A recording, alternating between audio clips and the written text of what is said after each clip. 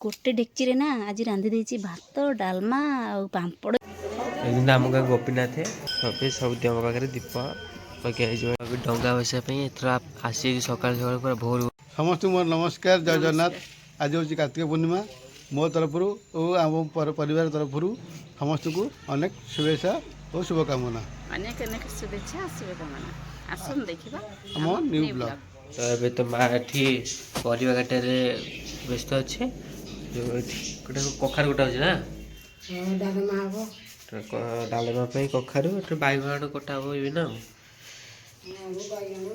हाँ तो से मम्मी कौन कर देखिए चल मम्मी कब रोषे कर आलू जाए बजाईगला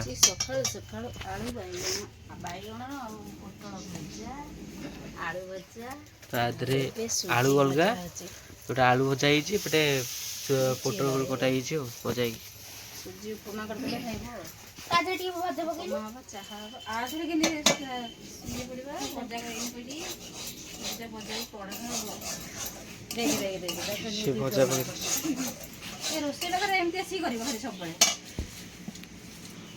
तो देख मैंने आयुष ए बस पड़ी रोषे करे कारण मम्मी से बुटू जा देखा मम्मी से भूस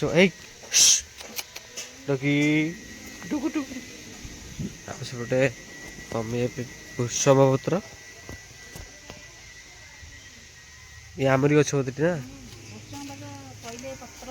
हाँ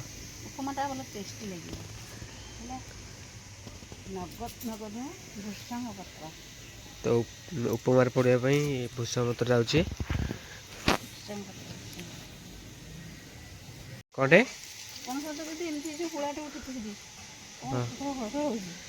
सापावती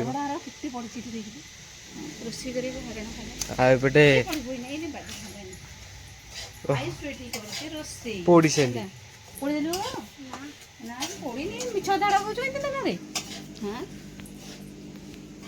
तो काली सकाल सकाल डगा बसापी आयुष डगा तैयार से कदली पाटुआ जो से डगा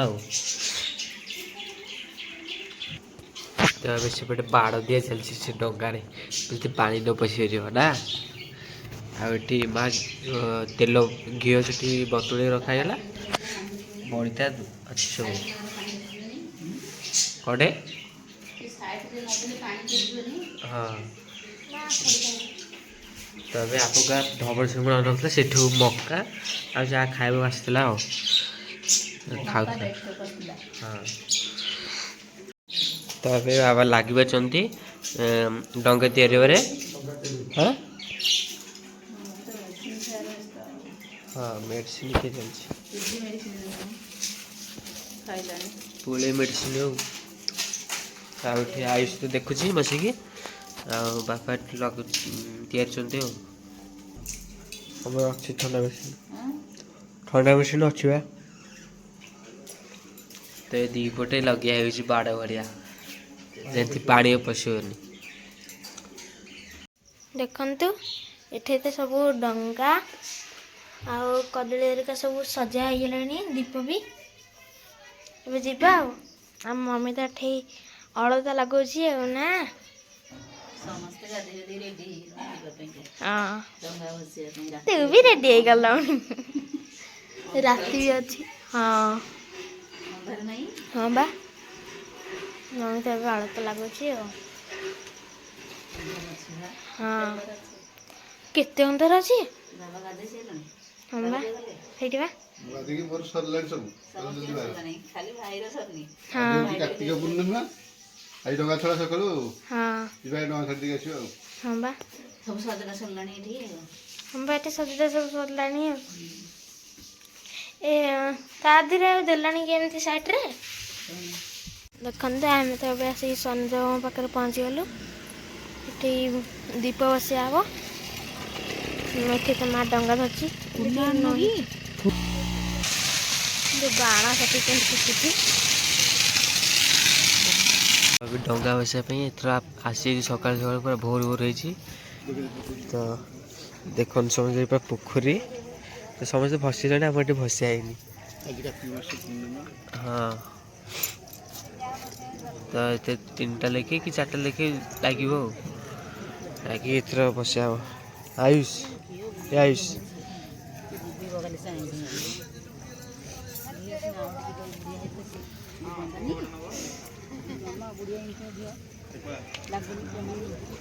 ସେଟା ଲାଗୁନି ନା କୋଉ ଦିଟା ଘିଅ ଲାଗିନି ସେ ଦିଟା ନା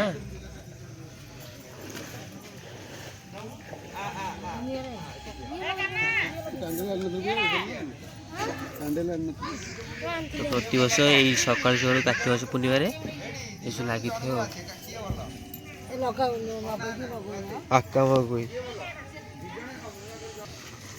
ତ ବାହା ବି ନେଇକି ଯାଉଛି ତ ଭାସି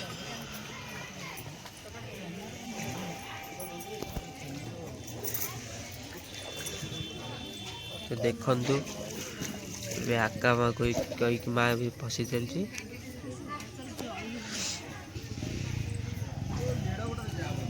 ଏପଟେ ଲାଗିଛି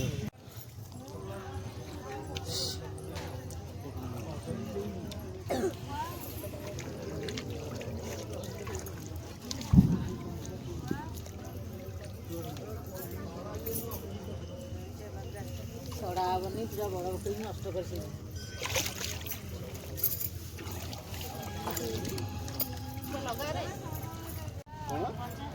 ତ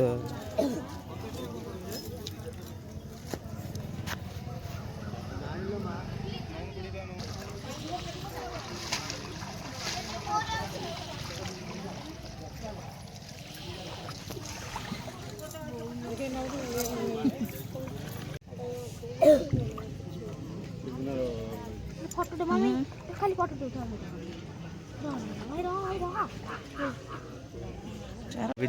ଡଙ୍ଗା ଭସା ହେଇଗଲା ଏବେ ଚାଲ ମନ୍ଦିର ଭିତରକୁ ଯିବା ତ ମମି ଆଗେ ଯାଉଛି ବାବା ଏଠି ପଛରେ ଯାଉଛନ୍ତି ବାବା ବି ଆସୁଛି ଆଉ ଦୀପ ଲଗେଇକି ଚାଲ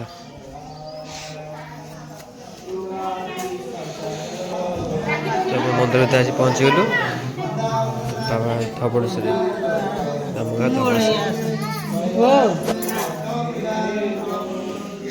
ତ ଏବେ ଦେବ ପାଖରେ ଦୀପ ଲଗେଇ ଯାଇଛୁ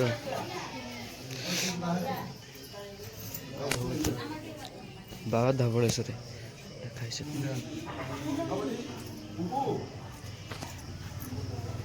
ସେଠି ଦୀପ ଦେଇଦିଅ ବାଣ ଫୁଟୁଛି ସେ ବାଣ ଏଇନା ଫୁଟୁଥିବ ସକାଳ ଭୋର ଭୋର ହେଲାଣି ତ ଏବେ ସବୁ ଦେହ ପାଖରେ ଦୀପ ଲଗିଆ ହେଇଯିବ ଏଇନା ତୁ ଗୋଟେ ପଛରେ ବୁଲୁଛୁ ରେ ପଛ ଆଡ଼େ ଯାଇକି ବୁଲୁଛି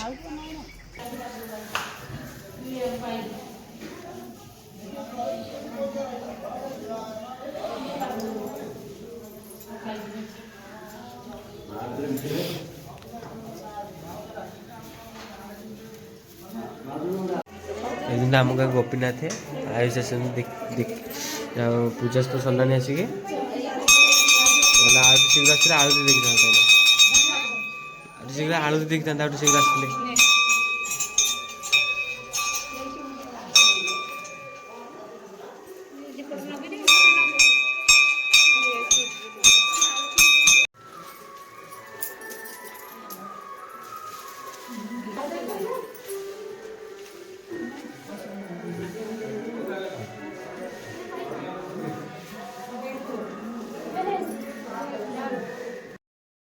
ଦେଖନ୍ତୁ ଆମେ ତ ଜଗନ୍ନାଥ ମନ୍ଦିରରୁ ଆସୁଛୁ ଚାଲି ଚାଲି ଆଉ ଡଙ୍ଗା ଛାଡ଼ି ମହାଦେବ ମନ୍ଦିର ଦର୍ଶନ କରି ହଁ ଆଉ ପ୍ରଭୁଙ୍କ ଗୋପୀନାଥ ମନ୍ଦିର ଗଲୁ ଦର୍ଶନ କଲୁ ବା ଆସିଲୁ ଆଉ ଆସୁଛୁ ଏବେ ଆଉ ଡଙ୍ଗା ଚାଲି ଚାଲିକି ଛାଡ଼ିଲେ ବି ଆଉ ସମସ୍ତେ ପଳେଇଲଣି ଆଗରେ ଆମେ ଯାଉଛୁ ପଛରେ ଆଉ ପଛେ ପଛେ ଯାଉଛେ ଆଉ ତ ଏବେ ସକାଳୁ ସକାଳୁ ଚକୁଳି ପିଠା ଚାଲିଛି ହେଉଛି ସରୁ ଚକୁଳି ପିଠା ମଟର ଆଣିଲ ହଁ ମଟର ନା କିଣିକି ଆଣିଲୁ ବା ମଟର ପାଣି ପକେଇବୁ ମଟର ରାତିରେ ପକେଇବୁ ମୋର ମନେ ନାହିଁ ନହେଲେ ଆମ ଘରେ ଏଇନେ ମଟର ନେଇଥାନ୍ତା ପୁରା ସରୁ ଚକୁଳି ପିଠା ତ ଏବେ ସକାଳର ଖାଇବା ସରିଯାଇଛି ପିଠା ମଟର ହେଇଥିଲା ତ ଖାଇବା ତ ସରିଯାଇଛି ଆଉ ଏବେ 2 ପହର ଖାଇବା ପାଇଁ ଆମେ ଲାଗି ପଡ଼ିଛି ରୋଷେଇରେ ଆଉ କେମିତି? ଏଇଟା ଆମେ ଧରି ପକେଇଲି ତାୱାଟା ପିଠା ନଥିଲା କି? ହଁ ପିଠା ସିଝି ଯାଇଛି ପୁରା। ହଁ।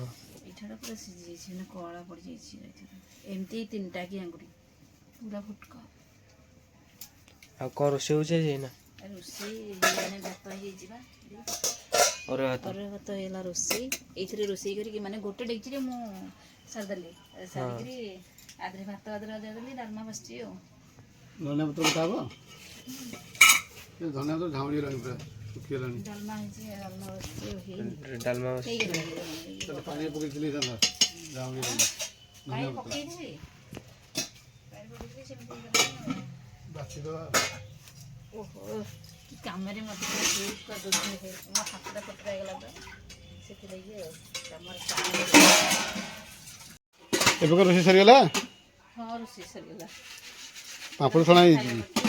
ପାପଡ଼ ଛାଡ଼ିଦେଲେ ମୁଁ ଗୋଟେ ଡେକ୍ଚିରେ ସବୁ ରୋଷେଇ କରିଦେଲି। ଯାହା ହଉ। ଗୋଟେ ଡେକ୍ଚିରେ ଭାତ, ଗୋଟେ ସେଇ ଡେକ୍ଚିରେ ଭାତ ହେଲା, ସେଇ ଡେକ୍ଚିରେ ଡାଲି ହେଲା, ସେଇ ଡେକ୍ଚିରେ ପାମ୍ପଡ଼ ଛଣା ହେଲା।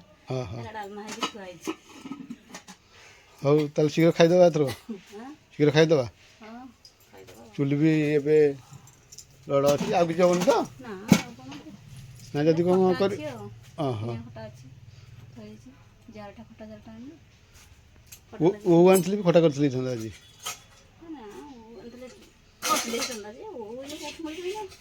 ଭାତ ରୋଷେଇ ହେଇଯାଇଛି ଆଉ ସବୁ ସରିଗଲା ଘରକୁ ନେଇକି ତ ଏବେ ତ ରୋଷେଇ ସରିଯାଇଛି ଚୁଲିରେ। ଆଉ ଏବେ ଖାଇବା ପାଇଁ ବସି ପଡ଼ିଲେ ସମସ୍ତେ ଆଉ। ଆସନ୍ତୁ ସମସ୍ତେ, ଯିଏ ଖାଇବା କଥା ଆସନ୍ତୁ ସମସ୍ତେ ଖାଇବା। ହଁ ଖାଇଦେବି କି? ଶୀଘ୍ର ଖାଇଦେବା। ସିଏ ଖାଇଦେବା, ପୁଅ ଖାଇନି, ତୁ ଖାଇବୁନି ନା? ହଁ ଖାଇବି ଆଉ। ତ ଅରୁଆ ଏଇଠି ଭାତ, ସମସ୍ତେ ଡାଲମା, ବସି ପଡ଼ିବା। ଖଟା ଆଉ ପାମ୍ପଡ଼। ସମସ୍ତେ ବସି ପଡ଼ିଲନି ଏଇଠି। ହଁ ଆସ ସମସ୍ତେ ଏଇଠି ବସି ପଡ଼ିବା। ଖାଇ ପଡ଼ିବ, ମୁଁ ଏପଟେ ବସିଲେ ଖାଇବ। ଆଜି ସମସ୍ତେ ମିଶିକିରି ଖାଇବ।